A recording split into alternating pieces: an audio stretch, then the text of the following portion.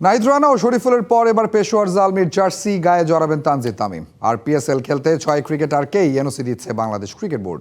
তবে এপ্রিলে New Zealand series থাকায় পিএসএল এর পুরো সিজন খেলতে পারছেন না কোনো ক্রিকেটার।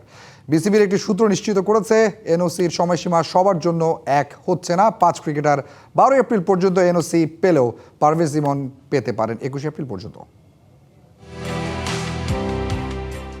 পিএসএলে এবার টাইগারদের দাপট। আগেই সুযোগ পেয়েছিলেন 5 জন।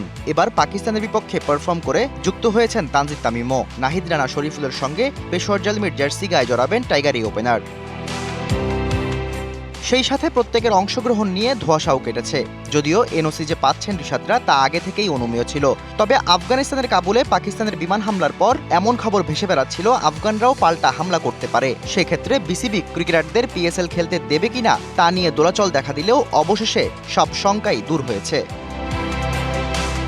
তবে আন্তর্জাতিক সিরিজ থাকায় পিএসএল এর পুরো সিজন খেলা সম্ভব হচ্ছে না সুযোগ পাওয়া 6 ক্রিকেটারের। এপ্রিলের তৃতীয় সপ্তাহে নিউজিল্যান্ডের বিপক্ষে 3 ম্যাচের ওয়ানডে ও টি20 সিরিজ শুরু হবে।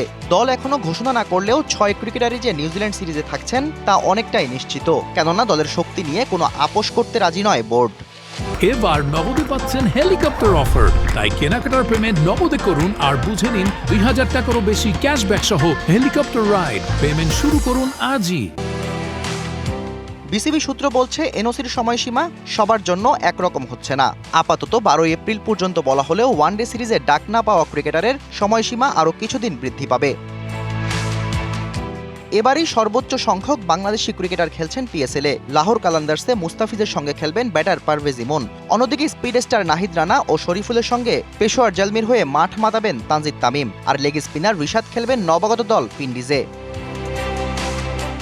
আগামী 26শে মার্চ পর্দা উঠছে পিএসএল এর। উদ্বোধনী দিনেই মাঠে নামছে মুস্তাফিজ, পারভেজ ইমনের Lahore Qalandars. Shahriar Hossain, DBC news desk.